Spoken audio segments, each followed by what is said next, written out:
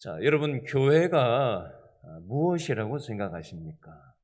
교회를 여러 가지로 정의할 수 있을 텐데 어떤 사람은 철로역정이라는 기독교 고전을 쓴 존 버녀는 교회는 아름다운 궁전과 같다라고 했습니다. 왜 그렇게 표현을 했냐면 우리가 살아가는 이 세상이 참 험하고 험하잖아요. 그렇죠? 험한 인생길을 우리가 지나서 마지막에 도착할 천국과 같은 곳이 바로 교회다라고 생각하고 이렇게 표현을 했다고 합니다.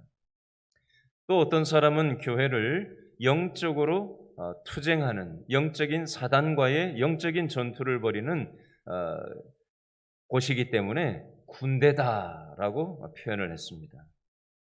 또 어떤 노동자는 교회를 휴식 장소라고 표현했습니다. 힘든 노동과 같은 세상살이를 멈추고 쉬는 곳이 교회이기 때문에 그렇다. 또 어떤 사람은 교회를 병원이다라고 정의하기도 했고요. 또 어떤 사람은 교회를 목욕탕과 같다라고 비유하기도 했습니다. 왜 목욕탕과 같으냐? 세상의 죄로 더러워진 사람들, 삶의 때로 찌든 사람들이 와서 예수님의 보혈로 깨끗하게 씻겨지는 곳이 교회이기 때문이다. 이렇게 설명을 했습니다.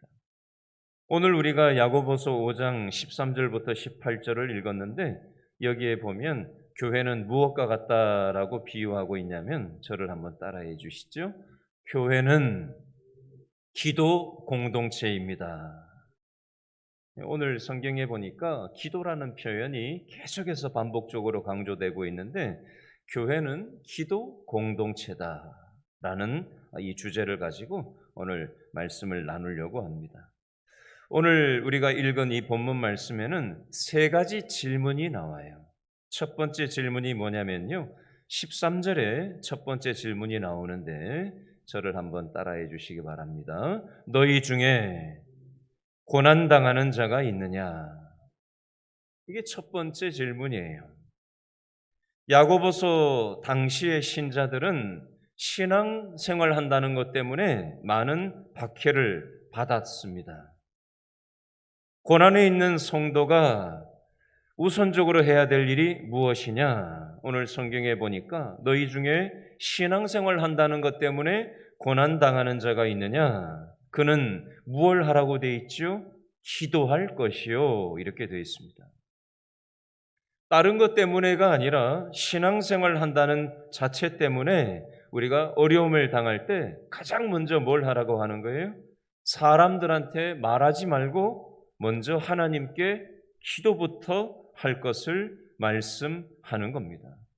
예수님 믿는다는 이유 하나 때문에 고난이 있다면 성경에서는 기도부터 하라는 겁니다. 요즘 교회 다니는 것 때문에 신앙생활 한다는 것 때문에 세상에 많은 공격들이 있습니다. 그때 뭐부터 하라는 거예요? 사람들한테 이런 말 저런 말 하지 말고 하나님 앞에 기도하라고 오늘 성경은 말씀합니다. 자, 오늘 본문이 고난당하는 성도들에게 기도하라고 명령 말씀하고 있는데 이것은 개인적으로 기도하라는 뜻이기도 하지만 또 다른 표현으로 얘기하면 성도들이 교회가 함께 기도하라는 뜻이기도 합니다. 예를 들어 보겠습니다. 어떤 성도에게 자폐증을 앓고 있는 아들이 있었어요. 얼마나 힘들었으면 그 엄마가 자폐증을 생긴 아들 놓고 얼마나 힘이 들었으면 죽고 싶은 마음이 들었다라고 합니다. 그리고 이 아들의 병에 대해서 알게 됐을 때 자신의 가족들이나 또 주위의 믿을 만한 친구들한테 이 문제를 놓고 기도해 줄 것을 기도 부탁을 했다고 합니다. 이 가정을 위해서 이 가정의 어머니와 할머니죠. 할머니와 또 5 형제들이 하루에 한 끼씩 금식 기도를 이 아이를 놓고 기도했다라고 합니다.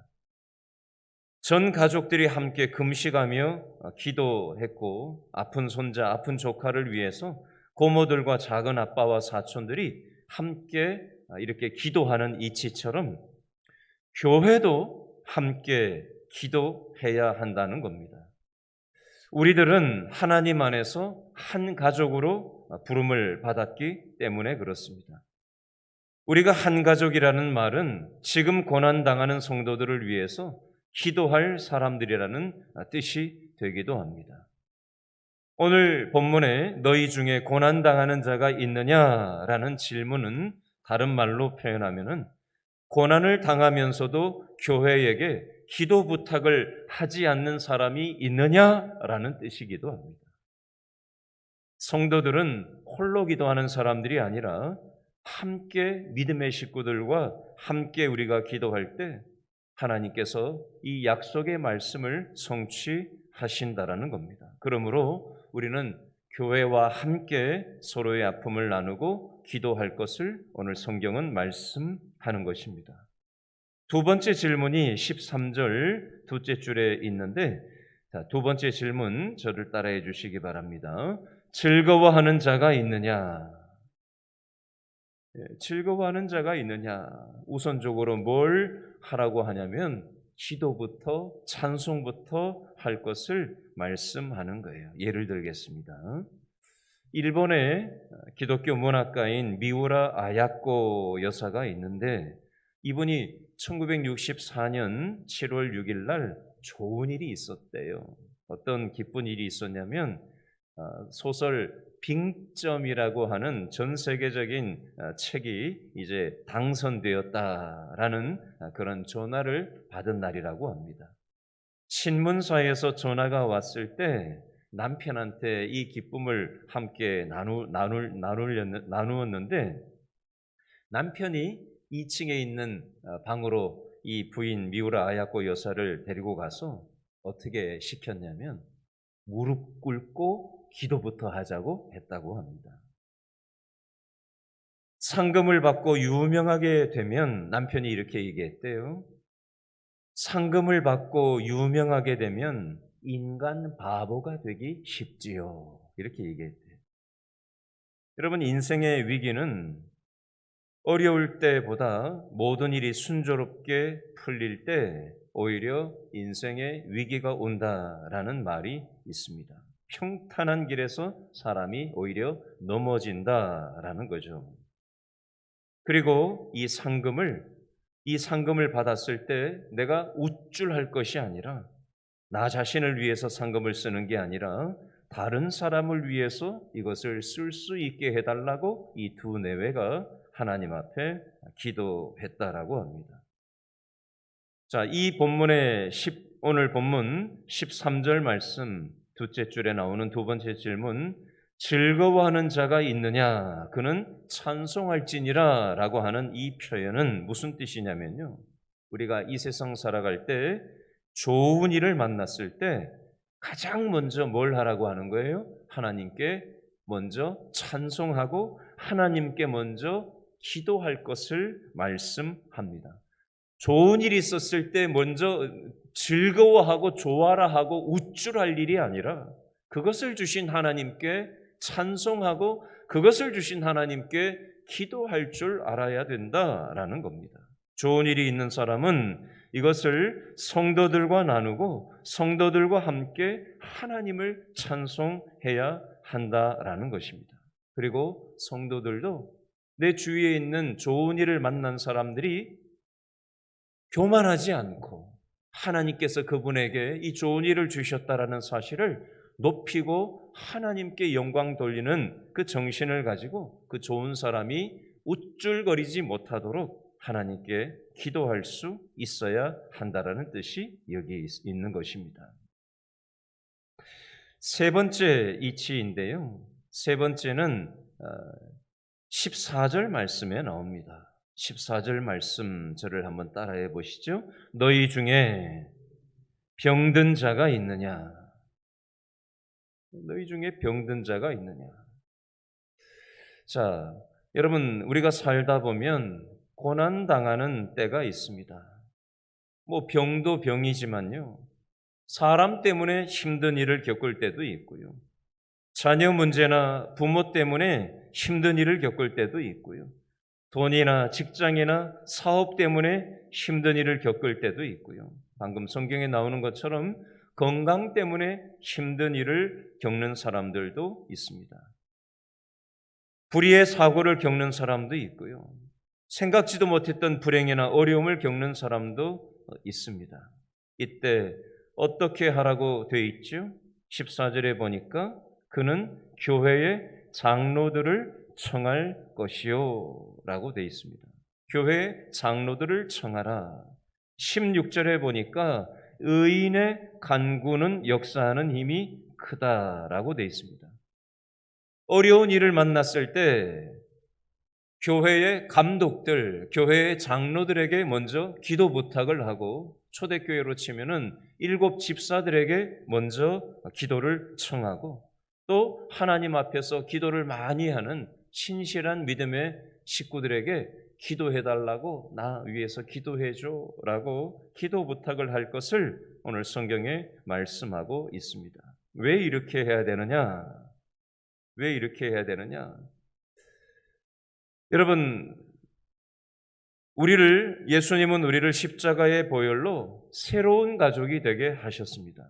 육신의 가족도 있지만 예수님의 십자가 보혈로 우리 교회 식구들을 믿음의 가족이 되게 만드셨어요. 믿음의 가족들이 서로 사랑을 확인할 수 있는 가장 좋은 방법은 바로 서로 어려움을 겪은 성도들을 위해서, 교회 식구들을 위해서 서로 기도해 주는 것이 믿음의 식구들과 사랑을 확인할 수 있는 방법이 되겠습니다. 병이라는 고난을 당한 성도, 인생의 갑작스러운 어려움과 위기를 만난 성도는 교회와 함께 기도해야 하는 것입니다. 열왕기상 17장에 보니까 사르밧의 한 과부가 자신의 아들이 죽었을 때 엘리야 선지자한테 기도해 달라고 기도 요청을 합니다. 엘리야 선지자가 하나님께 부르짖어서 그 아들이 살아나는 기적이 생기죠.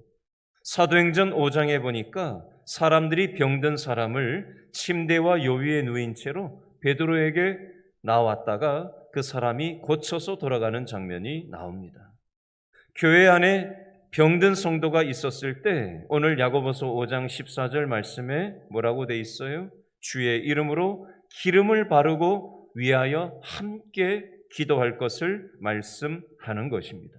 여러분, 병들었을 때, 고난을 당했을 때 기도원 가서 기도만 하고 병원 안 가는 그런 일을 하면 안 돼요. 물론 우선순위는 하나님께 기도하면서 하나님 살려달라고 해야 되겠지만 병원 치료도 함께 병행하면서 기도를 해야 하는 것입니다.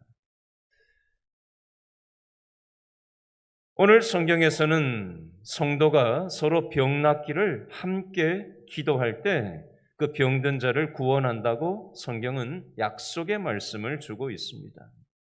예를 들어 보겠습니다. 어제 저녁 6시쯤에 제가 김점숙 권사님과 전화 통화를 했어요. 우리 이화영 장로님께서 주무시다가 넘어지셔서 인대가 끊어지셔서 인공인대를 있는 수술을 하신다라고 해서 전화 통화를 했는데 어제 오후 2시에 수술이 들어갔는데 어제 제가 한 6시쯤 전화 통화를 한 것 같은데 생각보다 굉장히 오랜 시간 동안 쉽지 않은 수술이라고 하면서 인공인대를 집어넣어서 하는 수술인데 굉장히 생각보다 큰 수술이었고 장로님이 보통 일반 군인 출신이 아닌 굉장히 그런 센 군대를 갔다 오신 분인데 어지간해선 아프다고 하시는 분이 아닌데 너무 고통스러워 하신다고 얘기를 나누시더라고요. 또 며칠 전에 우리 윤구명 권사님하고 통화한 적이 있는데 우리 김명호 집사님께서 지지난주에 뇌경색으로 쓰러지셔서 지금 중앙보훈병원에 계속 계신데 지금도 아직 말을 할 수 없는 상태에 있고요.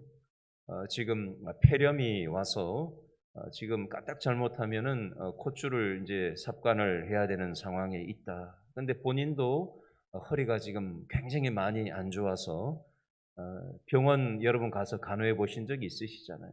그 불편한 침대에 간이 옆에 있는 환자 옆에 누워서 계속 돌보고 계신데 본인도 지금 몸이 보통 어려운 상태가 아닌데 뭐 요양사 돈 주고 할 상황도 안 되고 해서 지금 본인이 고스란히 지금 병원에서 돌보느라 지금 너무 고통스럽다라고 윤건명 권사님도 그 얘기를 함께 나누었어요.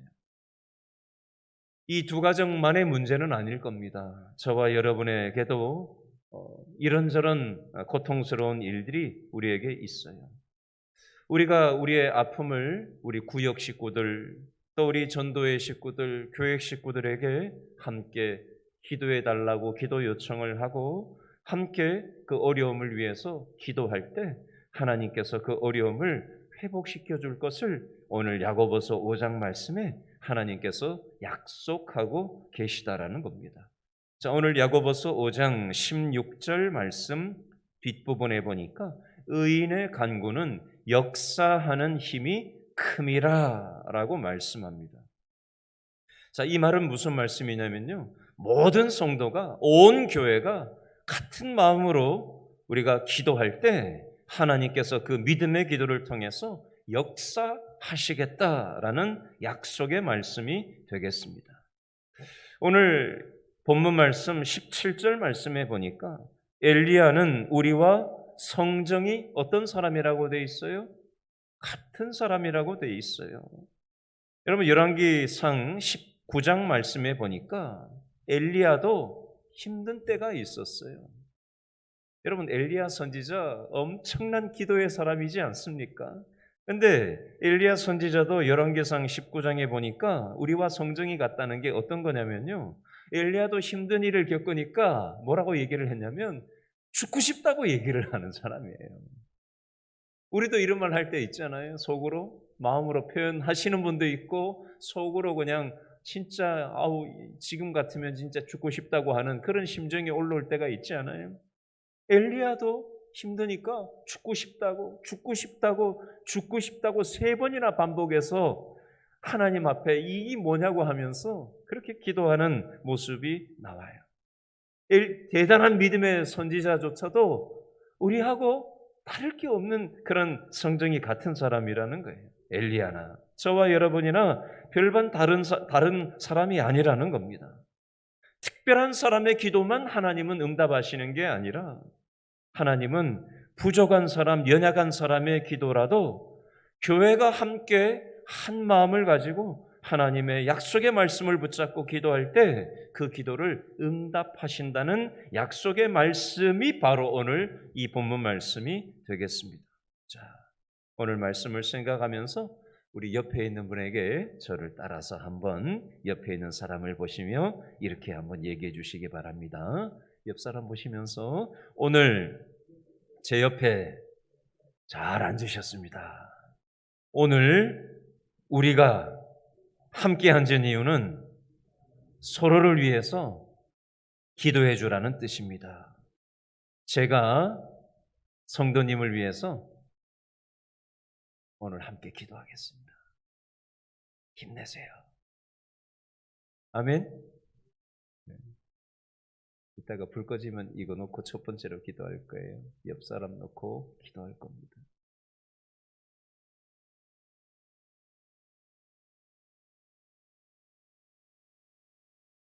여러분, 우리는 기도가 필요한 사람들이에요. 우리는 연약한 사람들이에요. 엘리야도 죽고 싶다고 했잖아요. 나만 힘든 게 아니에요. 저 사람은 괜찮겠지. 나만 힘들지. 아니에요. 엘리야도 죽고 싶다고 했어요.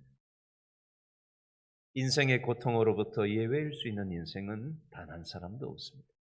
내 문제가 이 세상에서 가장 커 보이는 거예요. 어떤 문제가 있어도 다 사람마다 아픔이 있고 남모르는 한숨이 있는 겁니다. 그래서 교회가 있는 거고 구역이 있는 거고 전도회가 있는 거고 함께 서로의 마음을 헤아려 주고 함께 기도로 상호 책임지는 공동체가 있을 때 우리는 이 외로운 세상 속에 살아가지만 누군가 나를 위해서 기도하고 함께하고 있다는 사실 때문에 우리는 위로를 얻을 수 있는 것입니다. 물론 근본적으로 우리는 기본적으로는 하나님께 기도해야 되지만 하나님은 눈에 뵈지가 않잖아요.